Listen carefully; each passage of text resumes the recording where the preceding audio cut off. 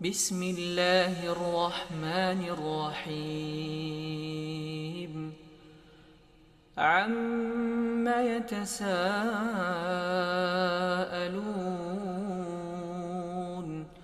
عن النبأ العظيم الذي هم فيه مختلفون كلا سيعلمون ثم كلا سيعلمون ألم نجعل الأرض مهادا والجبال أوتادا وخلقناكم أزواجا وجعلنا نومكم سباتا وجعلنا الليل لباسا وجعلنا النهار معاشا وبنينا فوقكم سبعا شدادا وجعلنا سراجا وهاجا وأنزلنا من المعصرات ماء ثجاجا لنخرج به حبا ونباتا وجنات ألفافا إن يوم الفصل كان ميقاتا يوم ينفخ في الصور فتأتون أفواجا وفتحت السماء فكانت أبوابا وسيرت الجبال فكانت سرابا إن جهنم كانت مرصادا للطاغين مآبا لابثين فيها أحقابا لا يذوقون فيها بردا ولا شرابا إلا حميما وغساقا جزاء وفاقا إنهم كانوا لا يرجون حسابا وكذبوا بآياتنا كذابا وكل شيء أحصيناه كتابا فذوقوا فلن نزيدكم إلا عذابا إن للمتقين مفازا حدائق وأعنابا وكواعب أترابا وكأسا دهاقا لا يسمعون فيها لغوا ولا كذابا جزاء من ربك عطاء حسابا رب السماوات والأرض وما بينهما الرحمن لا يملكون منه خطابا يوم يقوم الروح والملائكة صفا لا يتكلمون إلا من أذن له الرحمن وقال صوابا ذلك اليوم الحق فمن شاء اتخذ إلى ربه مآبا إنا أنذرناكم عذابا قريبا يوم ينظر المرء ما قدمت يداه ويقول الكافر يا ليتني كنت ترابا بسم الله الرحمن الرحيم عم يتساءلون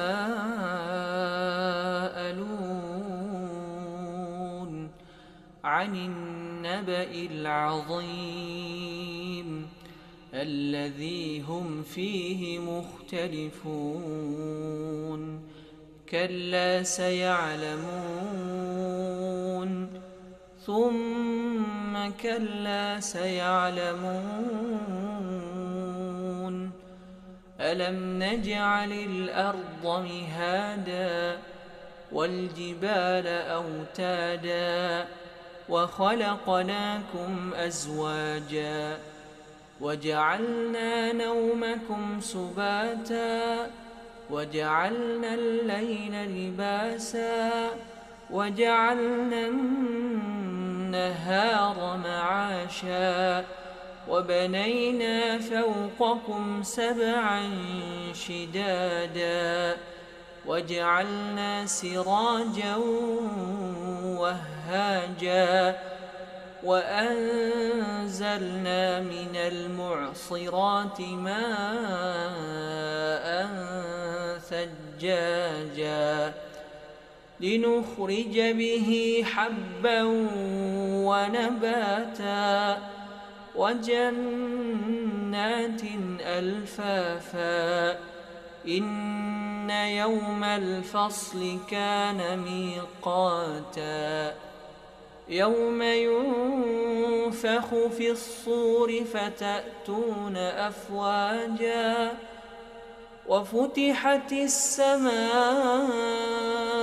فكانت أبوابا وسيرت الجبال فكانت سرابا إن جهنم كانت مرصادا للطاغين مآبا لابثين فيها أحقابا لا يذوقون فيها بردا ولا شرابا إلا حميما يا أيها الذين آمنوا توبوا إلى الله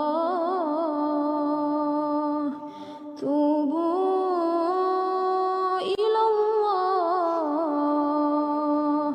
توبوا إلى الله توبة نصوحا. Bismillahirrahmanirrahim. Alhamdulillahi rabbil alamin wal aqibatu lil muttaqin wala udwana illa 'alal zalimin. Asyhadu an la ilaha illallah wahdahu la syarikalah wa asyhadu anna Muhammadan abduhu wa rasuluh. Allahumma salli wa sallim ala nabiyyina Muhammadin wa ala alihi wa sahbihi ajma'in, amma ba'du.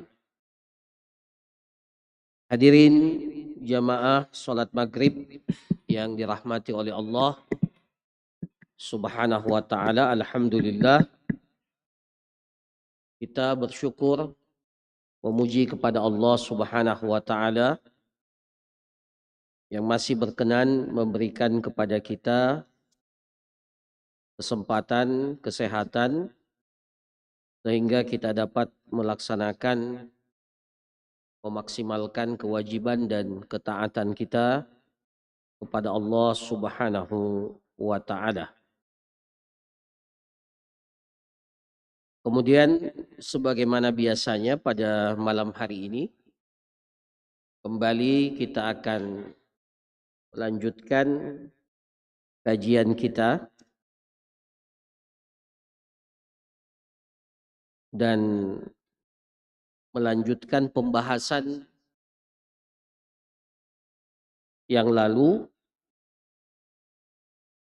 Pembahasan kita malam hari ini masih terkait dengan pembahasan bab kedua dari Kitabuz Zakah, dari pembahasan ibadah zakat.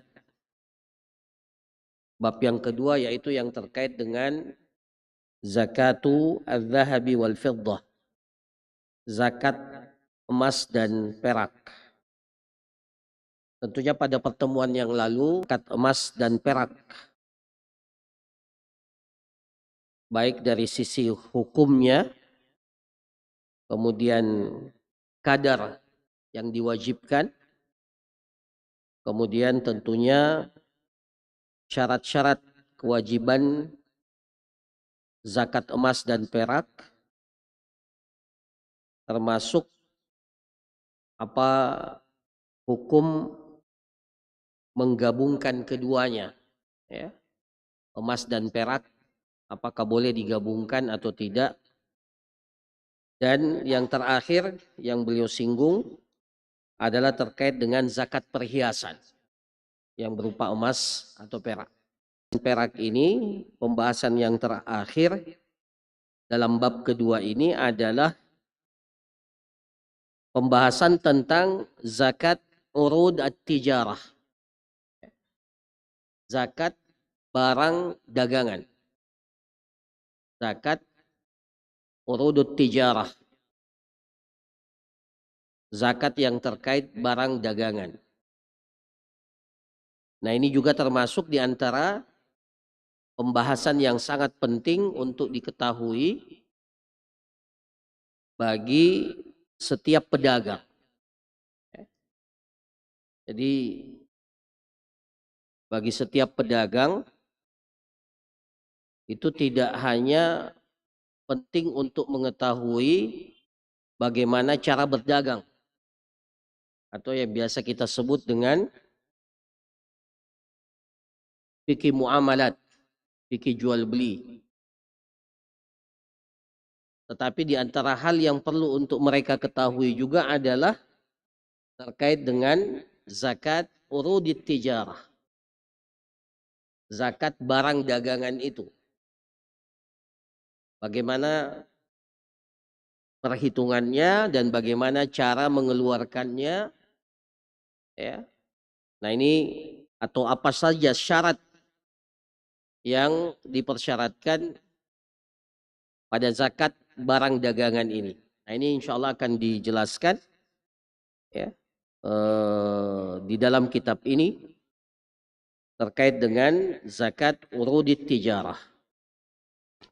Dalam kitab ini dikatakan al-urudu dhun dalam bahasa Arab, segala sesuatu yang dipersiapkan untuk didagangkan, ya. Apapun bentuk dan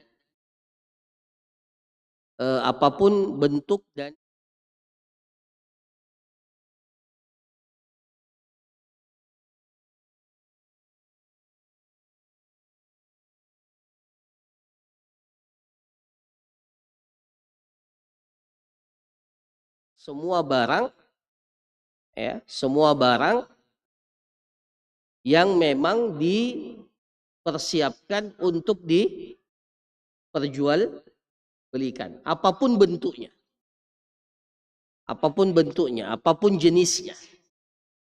Maka ketika dia disiapkan dengan tujuan at-tijarah, dengan tujuan untuk dibisniskan, didagangkan, diperdagangkan, diperjualbelikan, maka dia masuk dalam kategori urudut tijarah, barang dagangan.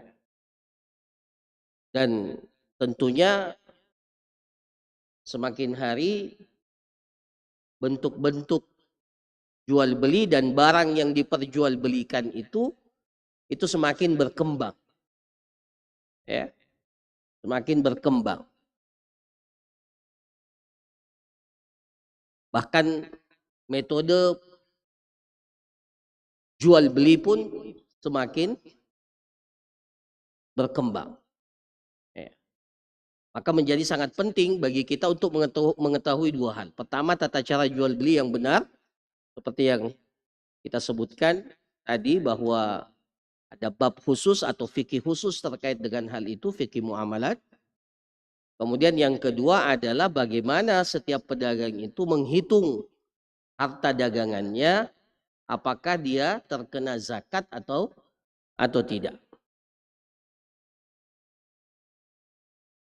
Jadi segala barang yang dipersiapkan untuk diperjualbelikan itu wajib dilihat ya, terkena zakat atau tidak. Ya. Selama barang tersebut itu memang diperbolehkan untuk diperjualbelikan, karena tidak semua jenis barang itu boleh atau dibolehkan atau dihalalkan kepada kita untuk kita perjualbelikan. Ya. Ya. Barang-barang yang diharamkan ya untuk kita konsumsi itu dilarang untuk diperjualbelikan. Innallaha idza harrama akla syai'in harrama thamanahu.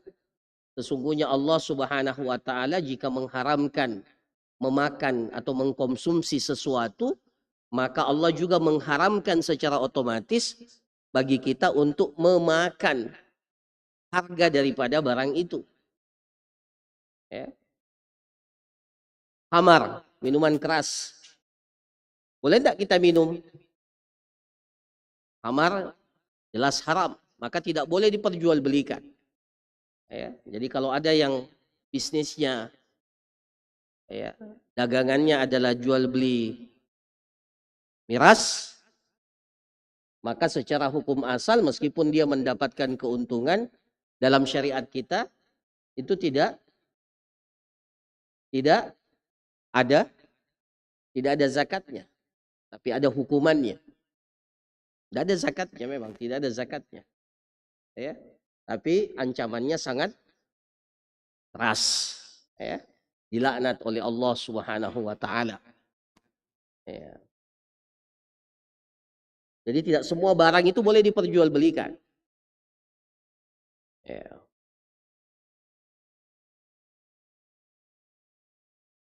Karena salah satu atau di antara syarat jual beli tersebut itu yang pertama bahwa barang yang diperjualbeli itu adalah pertama tahiran, harus suci. Kemudian dibolehkan untuk diambil manfaatnya di dalam agama kita. Ya, jadi perkara-perkara yang atau barang-barang yang tidak masuk dalam kategori ya suci dan bisa dimanfaatkan itu tidak boleh diperjualbelikan.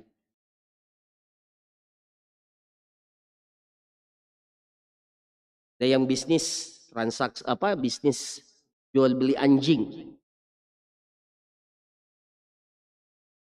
Banyak untungnya hari ini. Boleh enggak kalau kucing itu diperselisihkan, meskipun sebagian para ulama mengharamkan jual beli kucing. Ya. Sekarang marak sekali jual beli kucing itu. Ya, ketahuilah memang diperselisihkan.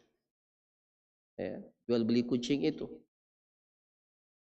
Ya, bahkan sebagian riwayat jelas Rasulullah mengharamkan jual beli kucing itu. Meskipun sebagian para ulama yang lain itu mengatakan jenis kucing tertentu. Tetapi lebih berhati-hati sebenarnya tidak terjatuh kita ini kepada ya, perbuatan itu. Jadi anjing, itu jelas tidak boleh.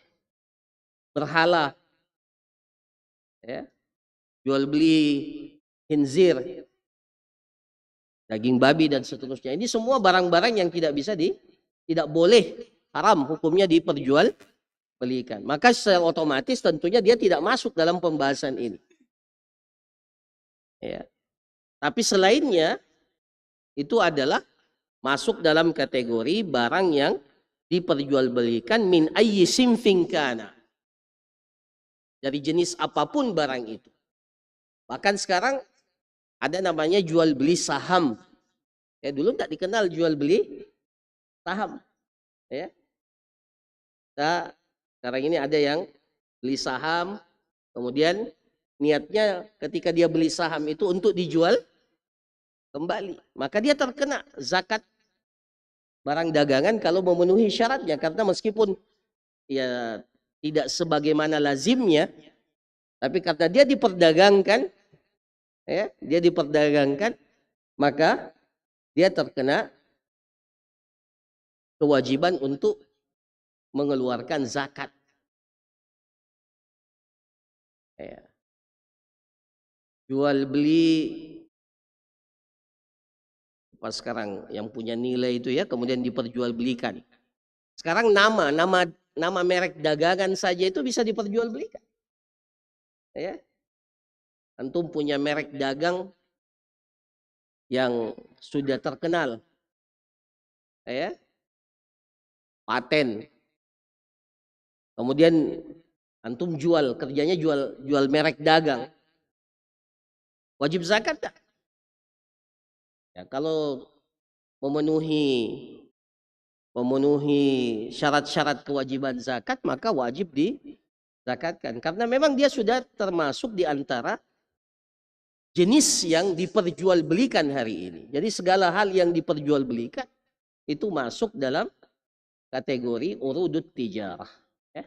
Jadi tidak terbatas pada barang-barang tertentu. Jadi segala barang yang diperjualbelikan dengan tujuan untuk mendapatkan keuntungan, maka ini masuk dalam kategori barang dagangan selama dia dibenarkan di dalam syariat kita untuk diperjualbelikan.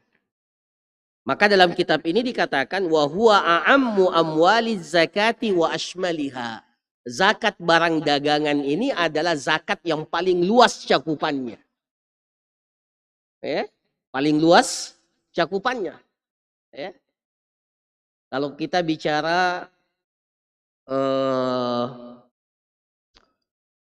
hewan ternak umpamanya, hewan ternak itu cuma yang wajib dizakatkan cuma 3 jenis saja, kambing, sapi, dan unta. Kalau kita di Indonesia cuma 2, sapi dan kambing. Ya. Orang yang punya ayam wajib zakat tak? Tidak wajib dari ayamnya, tapi ketika dia diperdagangkan, ya, diperdagangkan jual beli ayam atau bahkan jual beli telur ayam, ya, maka wajib terkena zakat dari sisi dagangnya itu, bisnisnya itu. Ya. Kalau ayamnya sendiri tidak wajib zakat. Tapi karena dia diperdagangkan, orang punya ribuan ayam diperdagangkan. Ya. Kecuali kalau dia memelihara ayam dan tujuannya untuk konsumsi pribadi, itu tidak ada masalah, tidak wajib zakat itu. Ya. Dia punya ratusan ekor ayam, tapi tidak pernah diperdagangkan, cukup hanya untuk apa? Konsumsi pribadi. Nah, maka tidak wajib zakatkan. Tapi kapan dimiliki kemudian diniatkan untuk diperjualbelikan, ya, maka masuk dalam kategori barang dagangan. Ya, maka dikatakan bahwa wa huwa a'ammu amwaliz zakah wa ashmaliha. Zakat barang dagangan ini adalah salah satu jenis zakat yang paling luas cakupannya. Ya. Wa summiya bidzalik, kenapa disebut, ya? Kenapa disebut dia ardut, ya, urudut tijarah dalam bahasa Arab, ya? Urud itu artinya karena li'annahu la yastakhir, karena barang dagangan itu tidak pernah menetap. Pedagang itu kalau beli barang, apakah dia ingin barangnya itu menetap atau berputar?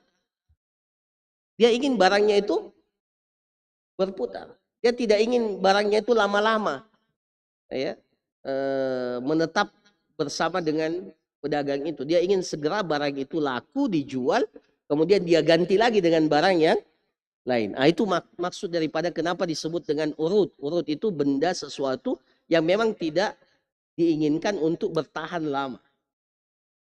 Ya. Bal ya'ridu thumma yazul. Ya, dia ditawarkan, ada, kemudian setelah itu hilang, berganti. Ya. Fa inna tajira la yuridu hadhihi sil'a bi'ainiha.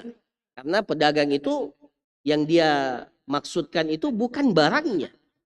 Bukan barangnya. Yang dia maksudkan ketika dia membeli barang itu adalah bagaimana barang ini cepat dipasarkan, cepat diputar, diganti dengan barang yang lain. Yang dengannya dia bisa mendapatkan keuntungan yang besar. Ya. Nah, para jemaah sekalian yang dirahmati oleh Allah Subhanahu wa taala, ya. Secara umum zakat barang dagangan ini masuk dalam keumuman ayat-ayat tentang zakat. Jadi dalil pensyariatan zakat barang dagangan ini masuk dalam keumuman ayat-ayat atau hadis-hadis yang menjelaskan tentang kewajiban zakat. Ya, di antaranya adalah firman Allah Subhanahu wa taala, "Wa fi amwalihim haqqun lis-sa'ili wal mahrum." Ya. Dan pada harta yang mereka miliki, ya, wa fi amwalihim, ya. Di antara ciri orang-orang yang beriman itu adalah wa fi amwalihim. Pada harta yang mereka miliki itu ada hak, ya. Ada hak bagi siapa? Bagi orang-orang yang lisail, orang-orang yang meminta-minta. Lisaili, ya, orang yang miskin, ya, dan kemudian dia datang untuk meminta, ya, sesuatu kepada orang yang kaya itu. Lisaili wal mahrum, ya, dan orang yang tidak mempunyai apa-apa tapi dia tidak meminta. Orang miskin itu ada dua. Orang miskin itu ada dua. Ada yang as-sa'il, yang memang miskin dan karena mungkin tidak lagi mendapatkan cara untuk mendapatkan harta, akhirnya dia meminta. Tapi ada juga yang tidak, dia menahan dirinya. Ya. Nah, maka keduanya ini juga, ya, kedua jenis orang miskin ini juga termasuk di antara atau kedua-duanya masuk dalam kategori orang yang memiliki hak untuk diberikan zakat. Wa fi amwalihim haqqul lis-sa'ili wal mahrum. Kemudian berdasarkan keumuman firman Allah Subhanahu wa taala dalam surah Al-Baqarah 267, ya ayyuhalladzina amanu anfiqu min thayyibati ma kasabtum. Ya. Wahai orang-orang yang beriman, anfiqu, infakkanlah. Ya, infakkanlah. Ya, termasuk makna infakkanlah itu adalah sedekahkanlah, keluarkanlah zakat. Min thayyibati ma kasabtum, dari harta yang baik yang telah kalian dapatkan, usahakan dengan usaha kalian. Ya. Nah, ayat ini menjelaskan kepada kita tentang bahwa apa yang kita usahakan termasuk diantaranya adalah dagang. Ya. Dagang itu adalah usaha, ya, adalah usaha. Rasulullah Sallallahu Alaihi Wasallam itu pernah ditanya, ayyul kasbi afdal, ya Rasulullah, usaha apakah yang paling bagus? Usaha apakah yang paling afdal, yang paling mulia? Usaha apa yang paling mulia? Hah? Jadi petani? Jadi pedagang? Atau jadi pegawai?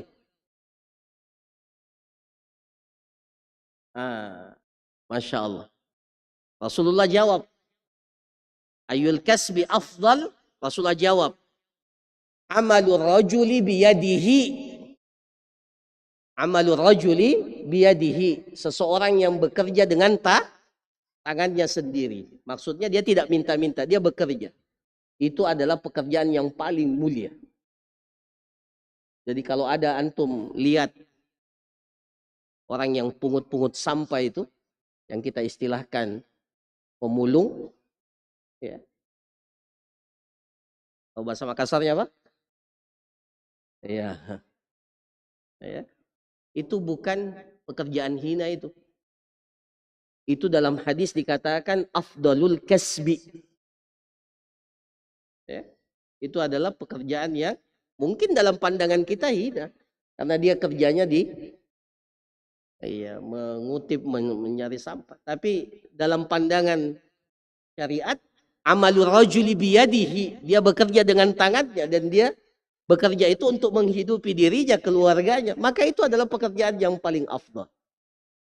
Jangan dihina. Nah, kemudian Rasulullah mengatakan yang kedua, pekerjaan yang paling afdal itu wa kullu bai'in mabrur, dan setiap jual beli yang mabrur. Jadi bukan haji saja yang mabrur ya. Ada juga jual beli mabrur. Ya. Jadi jual beli itu masuk dalam kategori kasb, cara kita mendapatkan harta, bahkan dikategorikan sebagai amalan yang pekerjaan yang paling mulia. Ya.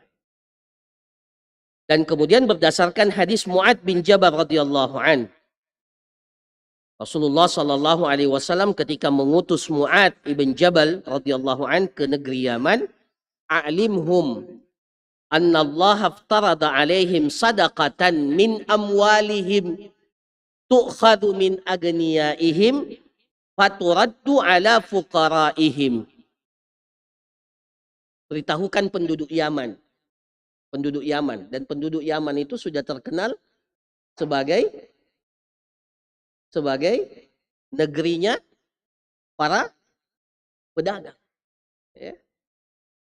Ya. Dari dulu orang Yaman itu terkenal sebagai pedagang. Ya.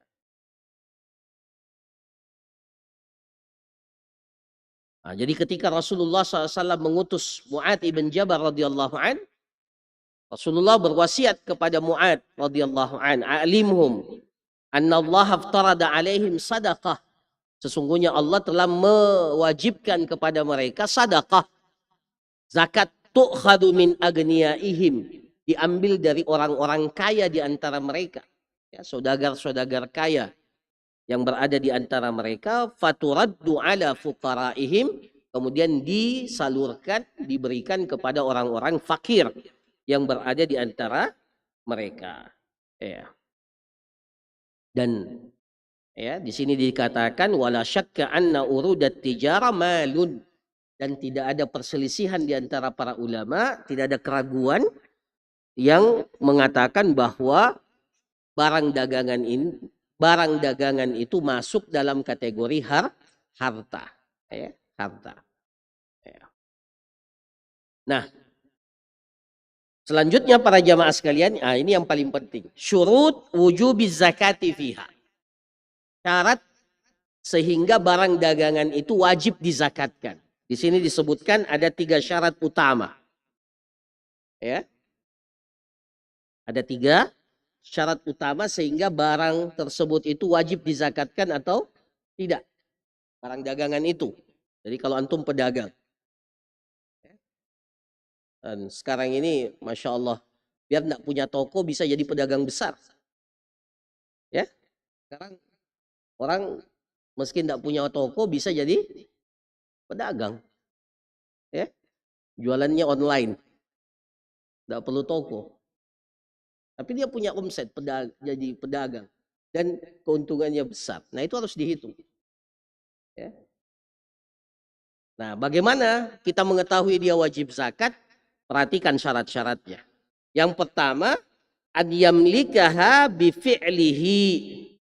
Dia memiliki barang dagangan itu dengan pekerjaannya. Ya. Dengan apa? Dengan perbuatan. Dengan aksi. Jadi dia memiliki barang dagangan itu dengan usaha. Ya. Seperti apa? Kasyira. Seperti dia jual beli. Ya. Dia membeli barang. Ya.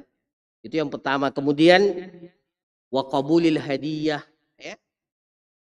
Dia diberikan hadiah kemudian dia menerima hadiah itu. Kemudian setelah itu dia putar, jual beli. Ya. Ya. Maka para jamaah sekalian yang dirahmati oleh Allah Subhanahu wa taala, ya. Fala yadkhulu fi dzalikal its wa nahwihi mimma yadkhuluhu qahran. Maka ketika seseorang mendapatkan satu harta bukan dengan usahanya, bukan dengan perbuatannya. Dia dapat harta itu dengan cara tanpa usaha.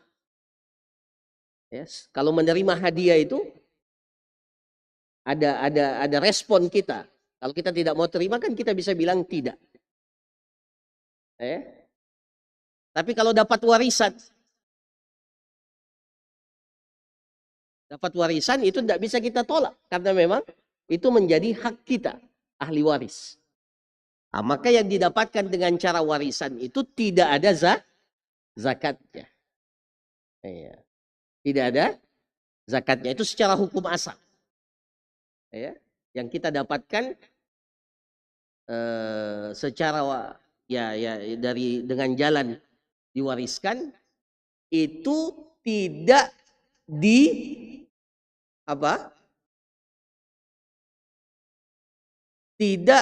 dihitung sebagai zakat barang dagangan.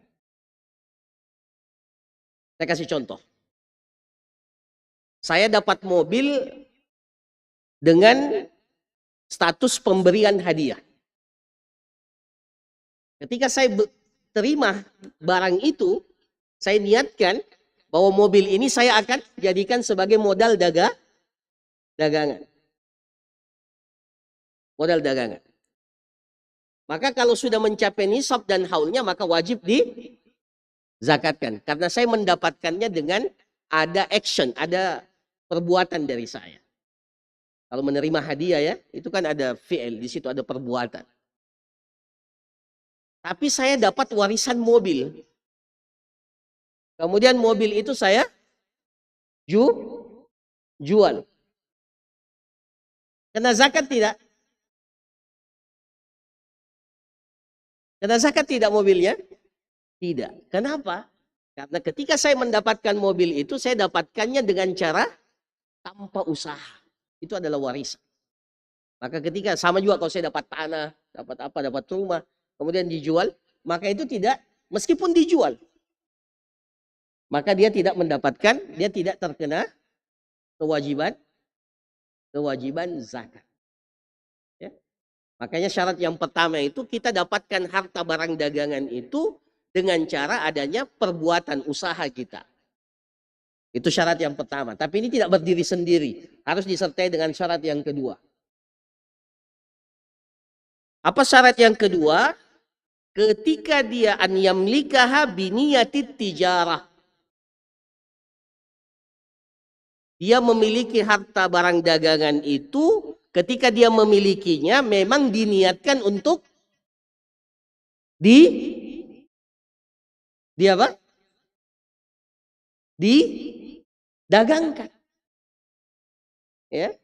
Didagangkan. Saya beli tanah.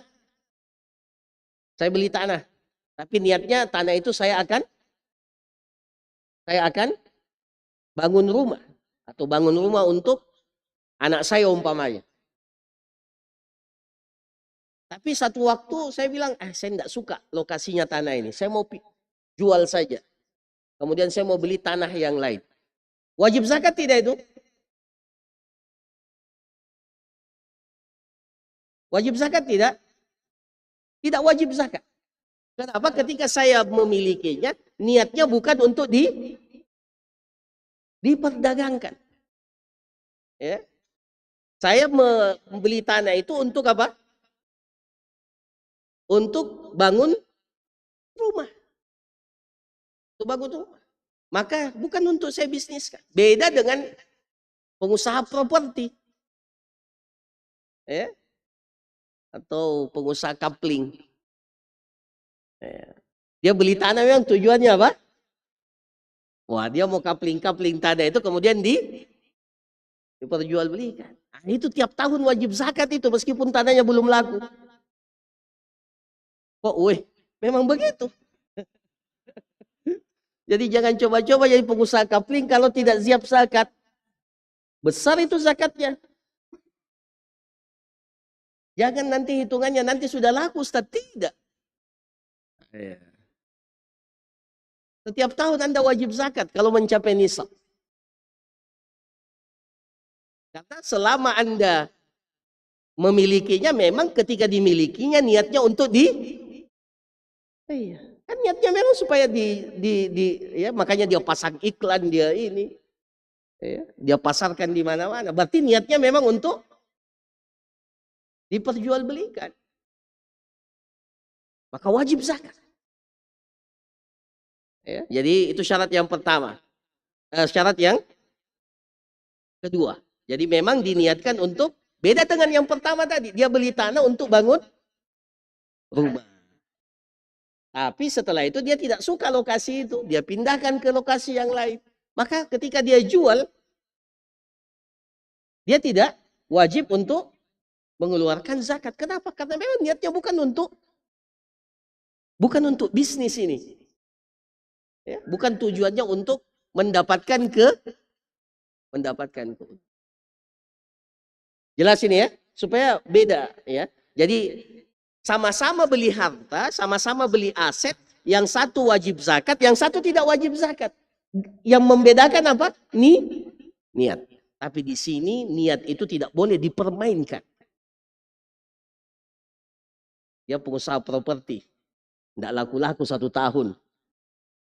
Pas mau haul, menjelang 1 tahun, dia ganti niatnya. Wah, saya miliki saja ini. Tidak mau diperjualbelikan. Supaya apa? Tidak kena zakat. Tidak boleh seperti itu. Allah paling tahu apa yang Anda niatkan. Ya. Jadi, para jamaah sekalian, harus ya, kita pahami bahwa ketika memiliki harta itu, yang membedakan apakah niatnya bisnis atau tidak, itu apakah terkena zakat barang dagangan atau tidak, itu bergantung niat. Ketika kita memilikinya, apa niatnya Anda memiliki ini? Mau dijual lagi, dibisniskan untuk dapat keuntungan, atau untuk tujuan yang lain? Ya. Saya beli tanah, tujuannya untuk saya simpan sebagai apa? Iya, persiapan. Ya, punya anak sekian, ya. Itu tidak ada zakatnya, karena memang bukan untuk tujuan di bisnis. Ya. Nah, ini yang kedua. Kemudian yang ketiga, syaratnya adalah antablugha qimatuha nisaban. Nilai daripada barang dagangan itu mencapai nisab. Ya. Mencapai nisab.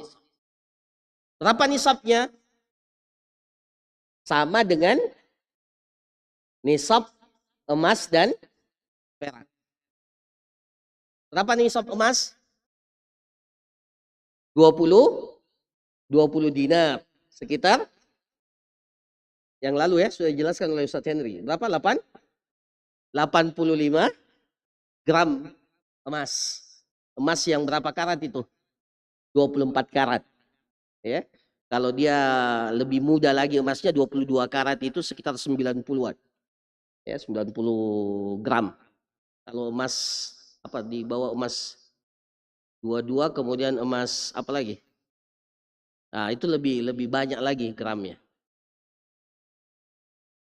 Ah, jadi nisabnya itu 85. Jadi kalau barang dagangan kita senilai 85 gram emas, atau menurut pendapat yang lain senilai 200 dirham.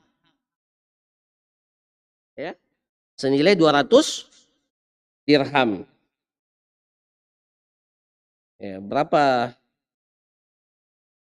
200 dirham itu? Berapa? 395 gram perak. 395 ya. 395 perak. Ya, jadi 395 gram perak. 395 kalau 1 perak itu sekarang 1 gram perak itu berapa sekarang?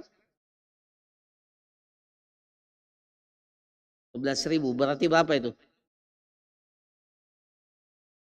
7 juta. Nah, ya. Beda itu. Kalau pakai emas memang relatif lebih stabil ya dari dulu. Makanya dikatakan oleh para ulama konversinya sekarang itu bukan ke perak, konversinya itu ke emas karena lebih stabil. Tapi sebagian para ulama tidak menerima konsep ini. Mereka memilih bahwa konsep zakat itu mana yang lebih berpihak kepada fakir miskin. Nah, kalau berpihak kepada fakir miskin pakai nisabnya apa? Emas atau perak? Emas atau perak? Perak. Kalau yang berpihak kepada fakir miskin. Kalau 85 gram emas itu nanti orang punya 85 itu 1 gram itu berapa sekarang? 900 sekian. Kira-kira sampai 70 juta lebih ya. Nah, ya 70 juta lebih baru wajib zakat. Kalau pakai nisab perak 7 juta. Nah, ya beda jauh. Ya, antum pilih yang mana? Nah, ya. Kalau pilih yang 70 juta itu manusiawi. Ya, karena memang manusia itu sulit berbagi. Ya. Tapi kalau pilih yang 7 juta yang nisab perak, nah itu Masya Allah. Dan itu dipakai. Kalau ulama yang resmi di Saudi Arabia, Fatwa Lajnah Daimah Arab Saudi, mereka tidak bilang perak, tapi mereka bilang mana yang paling menguntungkan fakir miskin. Jadi kalau suatu saat perak lebih mahal daripada emas, nah pakai emas.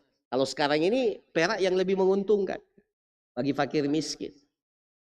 Karena di dalam konsep zakat itu yang perlu diperhatikan bukan hanya sekedar pemilik harta, juga kepentingan orang miskin. Dan hukum asalnya pada harta kita itu ada hak orang miskin.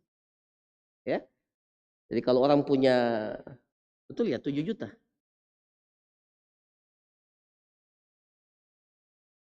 Nah, Bapak berubah. 7 juta 100 ya. Jadi hitung baik-baik ini. Jadi 5 gram kali hari ini 11.000. Bapak? Yang pas. 12.000, berarti 12.000 per hari ini. Itu hitung zakat itu per hari ini. Ya, jangan ini. Jadi umpamanya sekarang kalau Anda punya barang dagangan senilai 7.140.000 itu per hari ini, kalau wajib zakat hari ini, wajib zakat itu. Nah, keluarkan 2,5%. Tidak banyak itu. Ya, kalau pakai perhitungan apa? Perhitungannya nisabnya kembali kepada perak. Tapi kalau kembali kepada emas itu 74 kali kira-kira ya. 74 jutaan ya per hari ini. Ya memang sangat jauh ya. Jadi tapi intinya apapun yang dipilih ya, meskipun lebih banyak memilih tentunya pendapat yang mengatakan emas karena itu yang paling stabil ya. Bahwa barang dagangan kita itu telah mencapai nisab. Ya, nisab. Jadi kalau kita mulai berdagang, saya kasih contoh, saya mulai berdagang dengan modal barang dagangan saya itu 100 juta umpamanya. Saya jual beli pakaian umpamanya. Ya. Saya beli pakaian, kemudian saya jual. Nilai barang dagangan saya 100 juta. Sudah sampai nisab enggak tuh? Sudah sampai nisab. Ya. 100 juta itu sudah sampai nisab. Nah, saya mulai dagang sekarang bulan Jumadil Akhirah. Jumadil Tsani sekarang ya, Jumadil Akhirah. Ya. Nah, kemudian bertahan sampai 1 tahun. Tahun berikutnya, ya, tahun berikutnya saya hitung lagi barang dagangan saya. Ternyata pas saya hitung nilai barang dagangan saya itu tinggal 90 juta. 90 juta. Pas saya cek hari itu per emas, ternyata nilainya 80 juta umpamanya. Naik harga emas ya. Sampai 80 juta. Wajib zakat tidak? Hah? Wajib zakat tidak? Dia untung atau rugi? Dia modalnya 100 juta. Setelah 1 tahun tinggal 90 juta. Rugi atau untung? Rugi itu 90 juta. Tapi dalam pandangan syariat, orang itu masih dikategorikan wajib zakat. Karena hartanya masih memenuhi nisab. Jadi jangan dilihat apakah dia untung atau rugi. Dilihat apakah barang dagangannya ini sampai nisab atau tidak. Yang penting ketika dia memulai perhitungan haulnya itu dia memulainya ketika dia pertama kali mencapai nisab. Paham ini ya? Nah ini ada di sini katakan ya, bil idhafati ila syurutil khamsah sabiqah fi awali zakat. Ditambah dengan syarat-syarat keumuman zakat yang telah kita jelaskan pada mukaddimah tentang zakat. Fa idza hala 'alaiha al-haul, kalau dia sudah sampai 1 tahun ya, sampai 1 haul, huwimat bi ahadin naqdaini adz-dzahab awil fiddah. Di sini di dalam kitab ini juga disebutkan. Maka nilai barang dagangan itu ditaksir senilai dengan harga emas atau harga perak. Ya, jadi tinggal antum pilih mau pakai emas atau perak. Kalau pakai emas itu yang normatif, itu yang banyak dipakai oleh para ulama. Tapi kalau mau pakai perak itu lebih maslahat bagi fakir miskin. Ya. Nah, silakan mau pilih yang mana. Ya ini pilihan ini. Ya. Dan dua-duanya pilihannya kuat.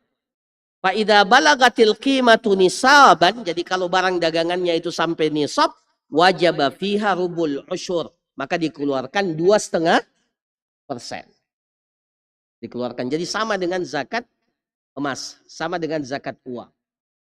Jadi kalau nilai barang dagangan kita setelah 1 tahun itu tetap 100 juta umpamanya, 100 juta maka dikeluarkan berapa? 2,5%. 2,5% dari 100 juta berapa? 2,500. Sedikit 2,500. Jadi kalau antum punya ya 2,5 100 juta asetnya, atau bukan aset, nilai barang dagangan. Nilai barang dagangannya ya. Adapun etalase yang ada di toko, timbangan, mobil antar jemput, motor pakai, itu dihitung enggak? Itu enggak dihitung. Yang dihitung itu adalah apa? Barang yang diputar, barang yang diperdagangkan. Ya, jadi caranya seperti ini. Ya. Nilai barang yang tersisa, yang tidak laku. Jadi kalau sudah 1 tahun, bukan tidak laku, belumlah laku. Atau belum terjual. Jadi memang kalau pedagang itu harus tentukan antum punya haul. Ya, tentukan memang nih. Kapan mencapai nisab. Jadi umpamanya mulai dagang dengan modal 100 juta. Otomatis mulai antum dagang itu sudah menjadi hitungan haul itu. Karena sudah sampai nisab. Dengan nilai dagang 100 juta umpamanya. Nah, saya mulai di awal Rajab umpamanya, bulan Rajab, 1 Rajab. Saya mulai dagang dengan nilai barang dagangan 100 juta. Berarti itu sudah mulai dihitung di situ. Berakhir Jumadil Akhir tahun berikutnya berarti sudah 1 haul, kena 1 haul. Nah, di situ dihitung. Bagaimana caranya? Kita taksir semua barang dagangan kita yang belum laku. Ditaksir dengan harga apa? Harga modal atau harga jual?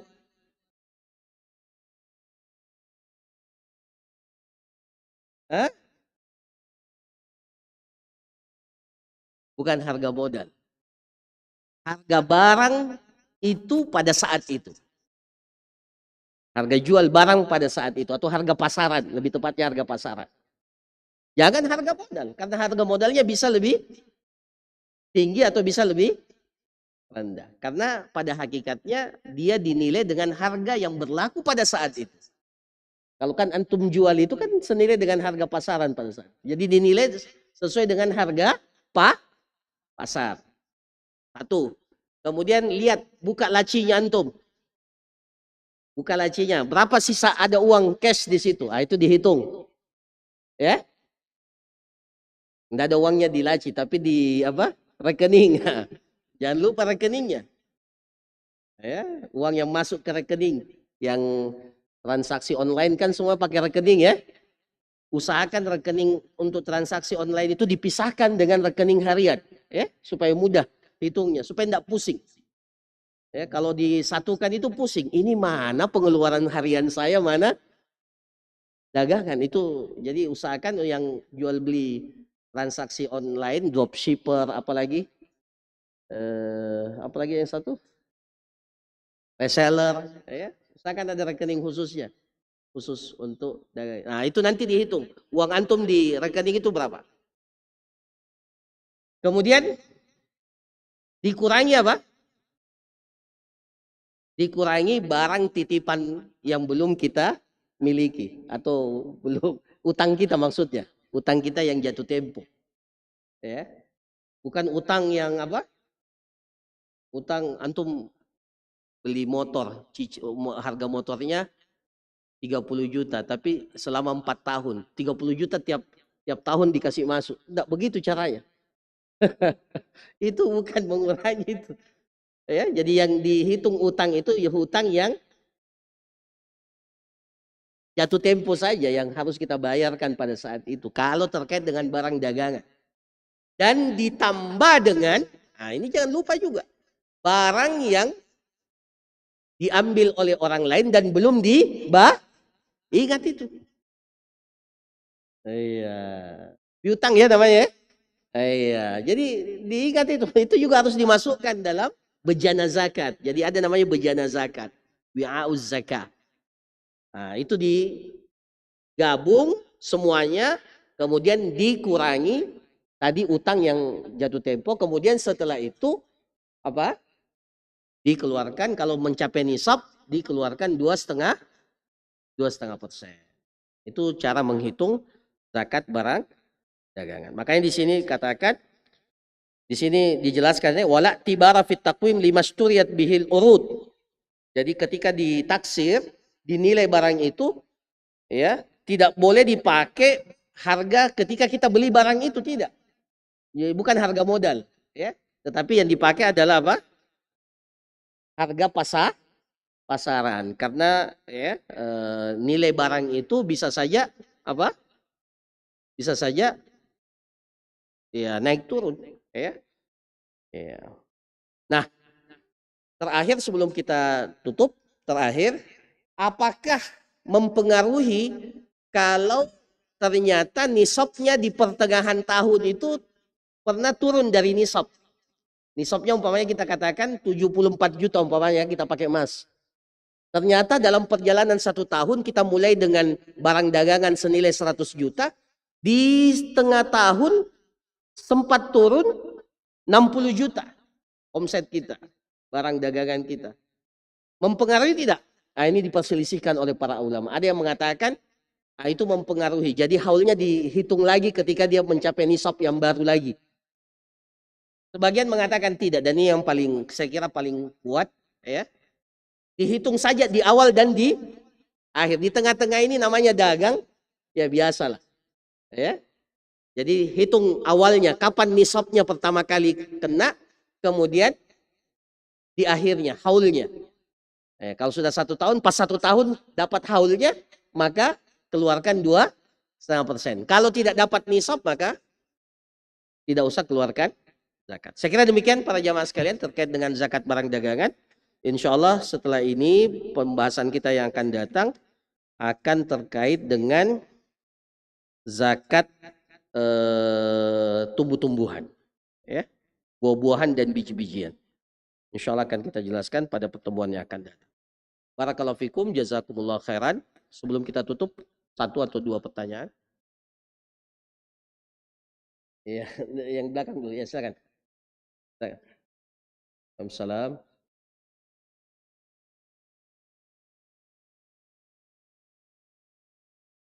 Dia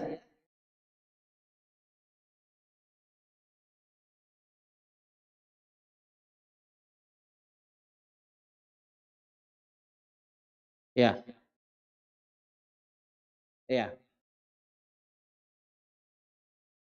ya. Jadi digabung juga.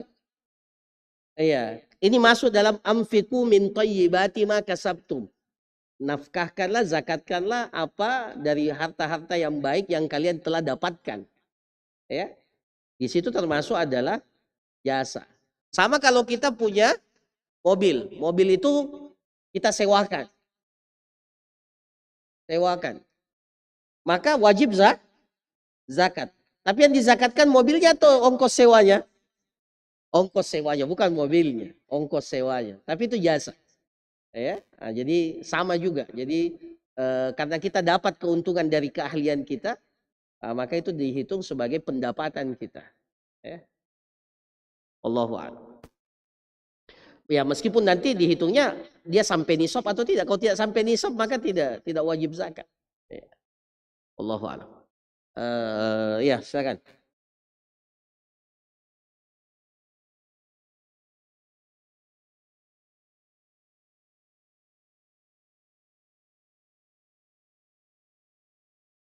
Kalau harta warisan saya sudah katakan tadi, kalau kita dapatkan dengan warisan tidak ada zakat. Tapi setelah itu antum niatkan bahwa harta yang antum wariskan itu, tanah itu antum kapling-kapling, kemudian apa? Jual beli. Kena zakat tidak? Kena, wajib zakat itu. Ya. Jadi pedagang setelah itu. Jadi iya. Paham ya? Iya, pedagang.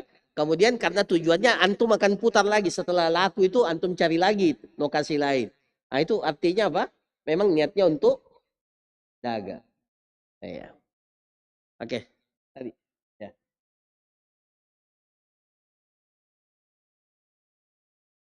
Ya.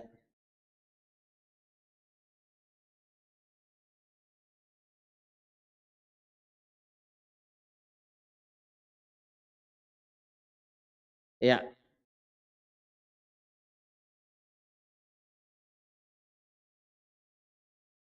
Ya. Ya, untuk zakat profesi insya Allah nanti kita akan jelaskan satu pembahasan khusus ya. Karena kalau sekarang mau dijelaskan agak kasih waktunya. Yang terakhir.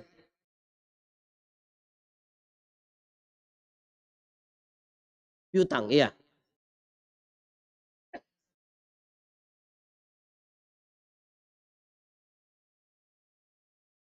Iya.